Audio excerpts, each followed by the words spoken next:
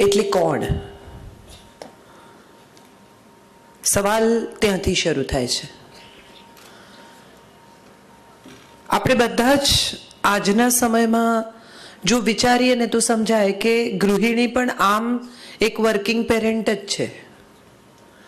માં 24 કલાક પહેલા જેમ ઘરમાં રહેતી હતી એમ હવે માં 24 કલાક ઘરમાં નથી હોતી. વ્યવસાય કરે છે કે નહીં એ અલગ વાત છે, પ્રોફેશનલી કશું કરે છે કે નહીં એ અલગ વાત છે, પણ વ્યવસાય ન કરતી માં પણ 24 કલાક ઉપલબ્ધ છે એવું નથી. એટલે વાત તો ત્યાંથી શરૂ થાય છે કે parents working or not working. IVF વિશે એમણે કહ્યું કે બાળક તો હોવું જોઈએ તો બાળક સાથે ડીલ થઈ શકે. એકચ્યુઅલી IVF નું વિજ્ઞાન એ આ દેશ માટે નવું વિજ્ઞાન નથી. ગાંધારીના શરીરમાંથી 2.5 વર્ષે માંસનો લોચો જન્મે છે અને એને 100 ઘડામાં વિભાજિત કરીને ઘી ભરીને મૂકવામાં આવે છે. આ એ સમયનું ઇન્ક્યુબેટર હશે એમ આપણે માની શકીએ. કુંતીને કહેવામાં આવે છે કે તું જે દેવનું આહ્વાન કરીશ એ આવશે અને તને સંતાન આપશે. આ ડોનર હોઈ શકે. ઇટ ઇઝ નોટ નેસેસરી કે એક દેવ સાથે કુંતીનો સંબંધ થયો હોવો જોઈએ. એ દેવે આવીને કુંતીને બાળક આપ્યું. બાળક આપ્યું એટલે શું કર્યું? તો ડોનરની વ્યાખ્યા પણ એ સમયે તમે બહુ સ્વાભાવિકતાથી માની શકો કે દેવ ડોનર હશે જેના વીર્યમાંથી આ બાળકનો જન્મ થયો. અંબિકા અને અંબાલિકાને સંતાન નથી અને ચિત્રાંગદ અને વિચિત્ર વીર્ય મૃત્યુ પામે છે અને સત્યવતી નિર્ણય કરે છે એ બંનેની સાસુ તરીકે કે વેદવ્યાસ આવશે અને નિયોગ કરશે. આ નિયોગ શું છે? સ્પર્મ ડોનર છે. આવીને પોતાનું સંતાન વિધવા સ્ત્રીને આપી જાય છે જેથી બ્લડ લાઈન ચાલુ રહે. અને આવા તો બહુ કિસ્સા છે આપણી પાસે વેદોના, પુરાણોના, શાસ્ત્રોના, જેમાં આપણી પાસે બાળકના જન્મ વિશેની જાત જાતની કથાઓ મળે છે. શરીરના મેલમાંથી સર્જન કરે છે ગણેશનું, એનામાં પ્રાણ ફૂંકે છે. So creating a child or a sperm donor or IVF was never new probably for our sciences, for our country. અગત્યની વાત એ છે કે બાળકનો જન્મ થાય ને ત્યારે એક મા બાપનો જન્મ થાય છે. પતિ પત્ની હોય પણ બાળક જન્મે ત્યારે એક મા બાપ પણ એની સાથે જન્મે. અને એ સાથે જન્મેલા મા બાપ દરેક બાળક સાથે ફરી જન્મે છે. પહેલું બાળક જન્મે ત્યારે મા બાપ એમ માને કે હવે અમને બાળ ઉછેર આવડી ગયો અને જે બધું શીખ્યા હોય એ જેવું બીજું બાળક જન્મે એટલે અન્ડુ કરીને બધું ફરી નવેસરથી શીખવાનું. આપણે કેટલા બધા મા બાપને એવું કહેતા સાંભળ્યા છે કે મારો મોટો દીકરો તો રાત્રે બિલકુલ ઉજાગરા જ નહોતો કરાવતો, અથવા તો એમ કે અમારો મોટો દીકરો તો કેમ ઉછેર્યો છે અમને ખબર છે, આ નાનો તો બિચારો એટલો ડાયો છે. જો કે યુઝ્યુઅલી બીજું બાળક જ સૌથી વધુ ભયાનક જન્મ લેતું હોય છે. પહેલું બાળક તો તમને એક્સપિરિયન્સ આપતું હોય પેરેન્ટહુડનો, તમને એટલી મજા પણ આવતી હોય અને આપણે પણ લર્નિંગના પ્રોસેસમાં હોઈએ એટલે લર્નિંગના પ્રોસેસમાં આપણી પણ કેટલી બધી એવી પ્રવૃત્તિઓ હોય કે જે તમને બધી તમારા વિશે પણ નવાઈ લાગે. બાળક તો પહેલી વાર હસે, રડે, પગલા પાડે, દાંત આવે ત્યારે બધી વાતમાં નવાઈ લાગે જ, પણ મા બાપ તરીકે આપણા બિહેવિયર વિશે પણ આપણને નવાઈ લાગે. રજનીશે બહુ સરસ એક વાત કહી છે કે તમે 5 ફૂટના હો, 5.5 ફૂટના હો, 6 ફૂટના હો અને કોઈ 25-30 ફૂટનો માણસ તમને આમ કરીને રમાડે તો તમને કેવું લાગે?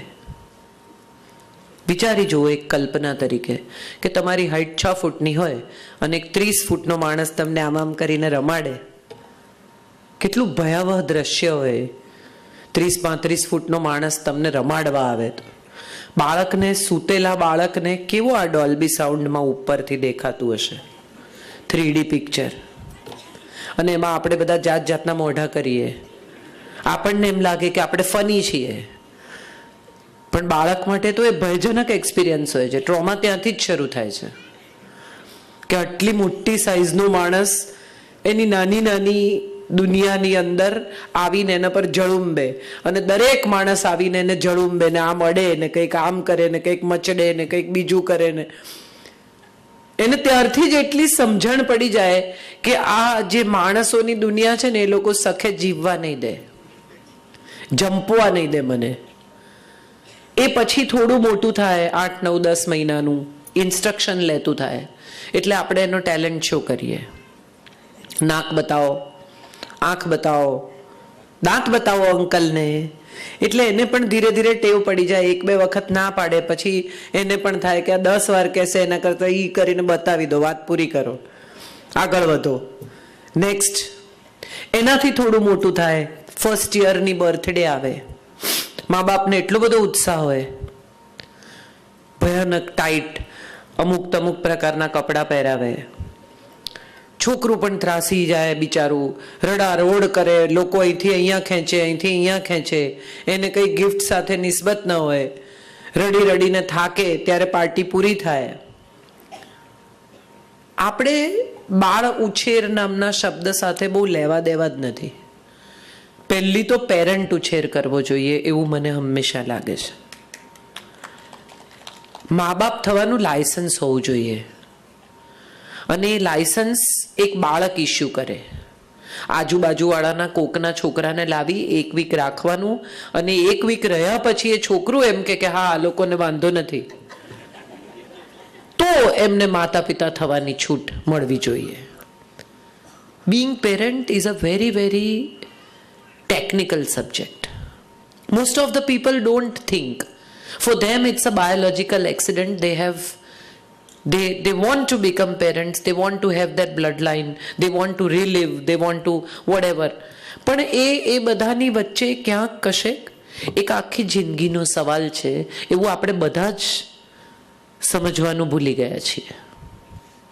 એક આખું માનસ ઉછેરવાનું છે, એક એવો નાગરિક જે આવતીકાલે સવારે વોટ આપશે, એક એવી છોકરી જે આવતીકાલે સવારે કોઈને પરણશે, એક એવો પુરુષ જેણે આખા સમાજની જવાબદારી લેવાની છે આવતીકાલે, એક એવી સ્ત્રી જેણે પ્રોબેબલી ફરી બાળકને જન્મ આપીને માતા પિતા થવાનું છે. આ બધા જ આસ્પેક્ટ ભૂલીને આપણે બાળકને ઉછેરીએ છીએ, અને એવું માનીને ઉછેરીએ છીએ કે આખી જિંદગી એ બાળક જ રહેશે. એડલ્ટ થાય ત્યાં સુધીના કેટલા પડાવમાંથી એક બાળક પસાર થાય છે.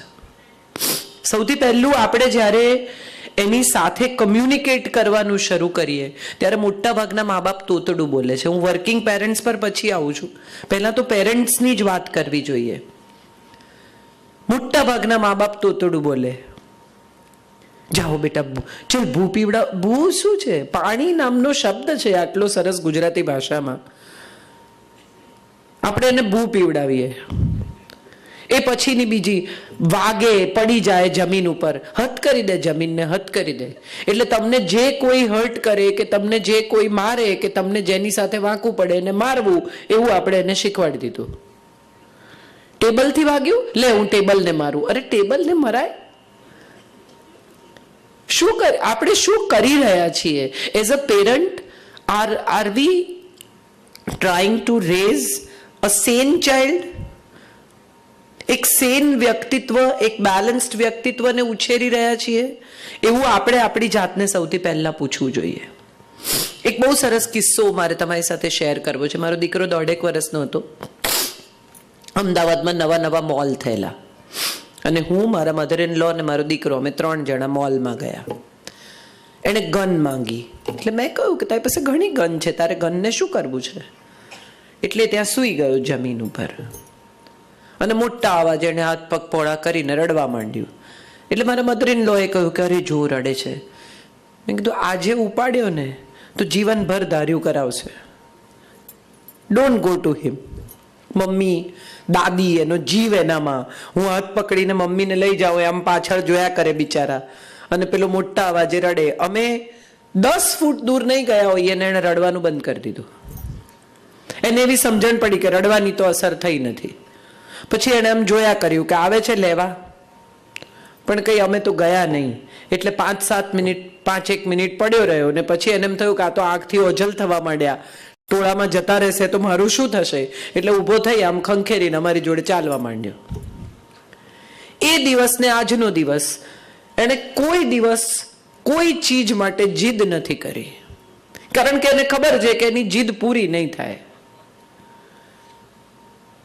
બેસિક એજ્યુકેશન એ છે કે તમે એની સામે પેરેન્ટ છો, તમે એના જેવડા નથી. આપણો સૌથી મોટો પ્રોબ્લેમ એ છે કે આપણે બાળક સાથે બાળક થવા જઈએ છીએ. એ ઉલ્લાસ, એ આનંદ, એ મજા, એ વિસ્મય, હા, ત્યાં સુધી બાળક રહેવાની મજા છે. પણ એની સાથે તમે માનસિક રીતે પણ બાળક થઈ જાઓ તો એને એના જેવડું કોઈ નથી જોઈતું. એને એની કાળજી લેનાર, એને એડ્યુકેટ કરનાર, એને કશુંક શીખવનાર જોઈએ છે. થોડું મોટું થાય 4-5 વર્ષનું ને રડે ને ચીસો પાડે ને કોકને ઘેર જઈને તોફાન કરે ને મા બાપ એનાથી મોટા ઊંચા સુરમાં આવું કરાય, આમ કરાય. તમે એકબીજાથી જુદા નથી જો તમે પણ એના જ સુરમાં વાત કરવાના હો તો. એને એવી સમજણ પડી જાય છે કે હું આ લોકોને ઇરિટેટ કરી શકું છું, અને ઇરિટેટ થયા પછી એ લોકો મને અટેન્ડ કરશે, મારા તરફ ધ્યાન આપશે, હું જેમ કહીશ એમ થશે. જો અહીંથી જવું હોય તો તોફાન કરો તો હું થોડું તોફાન કરીશ તો આ લોકો કહેશે કે નહીં બેસવા દે, ચલો. આપણે બધા જ અજાણે બાળકને સકમ થઈએ છીએ, અને આપણે બધા એવું માનીએ છીએ કે બિચારા ભોળા. એકચ્યુઅલી એ ખૂબ ઇન્ટેલિજન્ટ પેઢી છે અને એને બરાબર ખબર છે કે શું કરશે તો એના પરિણામે શું થશે. તમે વિચાર કરો, તમે એક સાદો મોબાઈલ ખરીદો છો ને, એમાં પણ 3 મહિનામાં નવા ફીચર સાથે, વધુ સગવડો સાથે, વધુ સ્માર્ટ ફેસિલિટીઝ સાથે, વધુ એપ સાથે નવું મોડલ લોન્ચ થાય છે. આ દર 6 મહિને 12 મહિને જે નવા મોડલ આવે છે એને નહીં અપગ્રેડ કરતો. જે નવા મોડેલ જન્મે છે બધા અપગ્રેડેડ મોડેલ છે, વધુ ને વધુ સ્માર્ટ, વધુ ને વધુ ઇન્ટેલિજન્ટ, વધુ ને વધુ લોજિસ્ટિક્સ, વધુ ને વધુ બુદ્ધિ, વધુ ને વધુ ક્વેશ્ચન્સ. તમે જુઓ 2, 3, 4 વર્ષનું છોકરું જે રીતે તમારો સ્માર્ટફોન હેન્ડલ કરે એ રીતે તમે નથી કરી શકતા. એ એવા ફીચર ગોતી કાઢે કે જે તમને ન ખબર હોય. એક છોકરો ને એના પપ્પાને 2 જણાને બહુ આર્ગ્યુમેન્ટ થાય ભણવા વિશે. એટલે એક દિવસ એના પપ્પાએ પોતાનું રિપોર્ટ કાર્ડ શોધી કાઢ્યો અને છોકરાને કહ્યું કે જો આ જો, ગુજરાતીમાં તારા 24, મારા 34, ગણિતમાં તારા 22, મારા 42, હિન્દીમાં તારા 28, મારા 38, જો તો.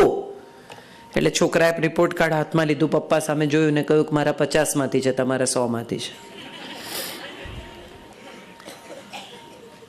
આ આખી જનરેશન જે હવે આવી છે ને, એની સાથે ડીલ કરવા માટે સૌથી પહેલી જો કોઈ ચીજ શીખવાની હોય, વર્કિંગ ઓર નો વર્કિંગ, તો એ છે પેશન્સ. અખૂટ ધીરજ એ સૌથી મોટી અને સૌથી મહાન જરૂરિયાત છે, અને વર્કિંગ પેરેન્ટ્સ પાસે એનો સૌથી સદંતર અભાવ છે. આંખ ખુલે અને બાળક હજી જાગે એટલે પહેલું વાક્ય શું સાંભળે? જલ્દી કર, જલ્દી કર, ખાઈ લે, જલ્દી કર, નાઈ લે, જલ્દી બ્રશ કર, જલ્દી સ્કૂલે જવાનું, બસ આવી જશે, ફલાણું, જલ્દી બેગ પેક કર, જલ્દી કપડાં પહેર. અને આ બધા જલ્દી જલ્દી જલ્દી જલ્દીમાં એક એવો સમય આવે કે જ્યારે એ 14-15 વર્ષનું થાય ને ઊભું ખાય ત્યારે મા બાપ કે જરા બેસીને ખા ને શાંતિથી. પણ all the time that the child has been trend જલ્દી કર, હરીફાઈમાં. કેટલા બધા પેરેન્ટ્સને હું એવા ઓળખું છું, વર્કિંગ પેરેન્ટ્સને, કે એના બાળકને એટલા માટે પ્રવૃત્તિઓ કરાવે છે કારણ કે એ ત્યાં ઓક્યુપાઈડ રહે અને પોતે પોતાનું કામ કરી શકે. સ્વિમિંગમાંથી કાઢીને સ્કેટિંગમાં, ને સ્કેટિંગમાંથી કાઢીને પેઇન્ટિંગમાં, ને પેઇન્ટિંગમાંથી કાઢીને અહીંયા. કેમ? કારણ કે એ બિઝી છે તો બાળક પણ બિઝી રહે. એને પણ કોઈક એવી પ્રવૃત્તિ આપવી કે જેનાથી એને એ સચવાય. એકચ્યુઅલી એને ખરેખર આ બધી પ્રવૃત્તિ કરવી છે કે નહીં એવું પહેલા એને પૂછો. અને ડોક્ટર પેરેન્ટ્સ છો એટલે તમારી કેટલીક નૈતિક જવાબદારીઓ છે જેને આપણે થોડીક જુદી રીતે જોઈ શકીએ. પણ મોટા ભાગના પેરેન્ટ્સ જે કામ કરે છે એ મોટા ભાગના પેરેન્ટ્સ પોતાના એમ્બિશનમાં, પોતાની દોડમાં, પોતાની હરીફાઈમાં એવું ભૂલી જાય છે કે બાળકને જો કંઈક જોઈતું હોય ને તો એના પેરેન્ટ્સનો સમય છે. વસ્તુ સાથે એને બહુ નિસ્બત નથી. એને આપેલું રમકડું એ કેટલી વાર રમે છે? 15 મિનિટ, 20 મિનિટ, 25 મિનિટ, અડધો કલાક.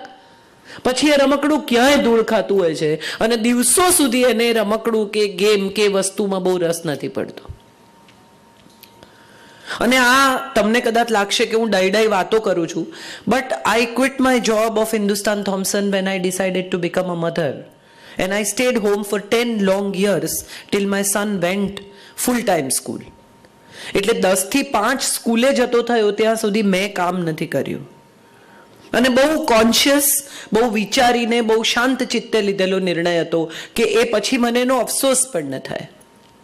મારે એ વિશે પણ વાત કરવી છે કે ઘણી મધર્સ અમુક વખતે ઇમોશનમાં આવીને કે પેશનમાં આવીને કે કોઈની અસરમાં આવીને એવો નિર્ણય લઈ લે કે હું 5 વર્ષ ઘરે રહીશ. બાળક હજી તો જન્મે, તમે તો બધા ડોક્ટર્સ છો, પ્રેગ્નન્સી બ્લૂઝથી શરૂ કરીને, નિયોનેટલ બ્લૂઝથી શરૂ કરીને પછી તો એમ લાગવા માંડે કે વર તો રખડ્યા કરે છે અને હું તો ઘરે આની જોડે બંધાઈ ગઈ, મારે આખો દિવસ આનું ધ્યાન રાખવું પડે છે. મા અને દીકરો 2 જ જણા હોય કે મા અને દીકરી 2 જ જણા હોય અને 24 કલાક તમારે એને એન્ટરટેન કર્યા કરવું પડે, એના સમય સાચવ્યા કરવા પડે. અને બાળક નથી સમજતું કે તમે શું ત્યાગ કર્યો છે. તમે તમારી કેટલી મહાન કારકિર્દી છોડીને આ ફાલતુ કામની અંદર તમારો સમય વેડફી રહ્યા છો એની એને નથી ખબર. એટલે એ તો તમને કોઈ પણ સામાન્ય મધરની જેમ ટ્રીટ કરે છે. એને નથી ખબર કે મારી મા પાસે MBBS MD ડિગ્રી છે. So for the child, the mother is the same for whatever reason. અને પછી એ જ્યારે તમારી સાથે તમે તમારો કંટાળો, તમારું ફ્રસ્ટ્રેશન, તમારું ઇરિટેશન એ બધું જ સાંજના છેડે કાં તો પતિ પર નીકળે છે અને કાં તો દિવસભર બાળક પર નીકળે છે. So when you really want to take a sabbatical, or if you decide to stay at home, or you want to take a leave parenting, please think 10 times before you come to any conclusion. 1 વર્ષ પછી જો તમને એમ લાગવાનું હોય કે આ ભૂલ થઈ ગઈ છે તો એ ભૂલની પહેલા 10 વખત તમારી જાતને પૂછજો કે હું 5 વર્ષ મારી કારકિર્દીમાં કંઈ જ નહીં કરું એવું કરી શકું, અથવા હાફ ડે કરું એવું કરી શકું. પછીથી એ વિશે અફસોસ નહીં કરતા, કારણ કે બાળકને જન્મ આપવાનો નિર્ણય તમારો છે, એનો વાંક નથી. અને પછી I have seen parents getting so frustrated, પછી પતિ ઘરે આવે એટલે પત્ની સાંજે 5, 5:30 એને પકડાવે, રાખ થોડી વાર આને, ફૂટબોલની જેમ એકબીજાને બાળક એક્સચેન્જ કરે. અને એટલું બધું ઇરિટેશન હોય કે બાળકને પોતાના અસ્તિત્વ વિશે ચીડ ચડવા માંડે. Please don't do that. કેટલા બધા પરિવારોમાં મેં આ જોયું છે. અને આમાં ખાલી મેડિકલ પ્રોફેશનલ્સની વાત નથી, આમાં તમામ પ્રોફેશનલ્સની વાત છે. મેડિકલના સમય જુદા છે, એવી જ રીતે એડવર્ટાઇઝિંગની ફિલ્ડના સમય જુદા છે, અભિનયની ફિલ્ડના સમય જુદા છે. એ લોકોનો કોઈ એક સમય નથી હોતો. મારી એક એક્ટર ફ્રેન્ડ છે, એણે સવારની ને રાતની 2 જુદી બાઈઓ રાખી. She was doing a soap, અને ગમે ત્યારે એકતાબેનનો સોપ એટલે તો સમયનો કોઈ ઠેકાણું નહીં. 24 કલાકનું શૂટ હોય કોઈ વાર. બાળક એનું 2.5 વર્ષનું. ઘરમાં CCTV લગાડ્યા. એક દિવસ જોયું તો ખબર પડી, CCTV જોવાનો પણ સમય નહીં, પણ એક દિવસ અચાનક આઉટ ઓફ બ્લુ એણે એના ઘરના CCTV ચાલુ કર્યા અને એણે જોયું તો એની જે બાઈ હતી એનો બોયફ્રેન્ડ ઘરમાં આવેલો. બાળકને ઊંઘાડીને બહારથી બારણું બંધ કરી દીધેલું. બાળક અંદર રડતું હશે, શું થતું હશે કોને ખબર. અને અહીંયા she was having very good time with her boyfriend. એવો પણ સમય આવ્યો કે કફ સિરપ પીવડાવીને સુવડાવી દે, બાળક સૂઈ જાય. મા બાપને ખબર જ નથી. વર્કિંગ પેરેન્ટ સાથે આ સવાલો પણ આવે છે, વિજિલન્સના, અવેરનેસના. તમે એમ માનો છો કે તમારી બાઈ બહુ સારી છે, તમે એમ માનો છો કે તમે જે નેની રાખી છે એ તમારા બાળકને બહુ સારી રીતે રાખે છે, પણ એ તમારી સામે અને તમારી પાછળ જુદી હોઈ શકે. એ વિજિલન્સ પણ બહુ જરૂરી છે અને બહુ બધા ઘરોમાં આ થાય છે. મારા મામાનો દીકરો, મારા મામા અને મામી બંને ડૉક્ટર છે અને એમને ઘરે મુંબઈમાં ઘાટી છોકરો રાખેલો. પેલો કપડાં ધોતો હોય કે વાસણ ઘસતો હોય અને નાનો 5-6 વર્ષનો છોકરો આમ પાછળથી ગળામાં હાથ નાખીને લટકે અને ઘાટી એના મોઢામાં તમાકુ મૂકે. 5 વર્ષનો છોકરો. પછી સમય જતાં એવું થયું કે એ ઓર્થોપેડિક સર્જન છે આજે, પણ એ આમ કરીને તમાકુ મોઢામાં ભરે નહીં ત્યાં સુધી ઓપરેશન કરી શકતો નથી. And this is a truth. મારા સગ્ગા મામાનો દીકરો. બહુ બધા સવાલો વર્કિંગ પેરેન્ટ્સ સાથે જોડાયેલા છે.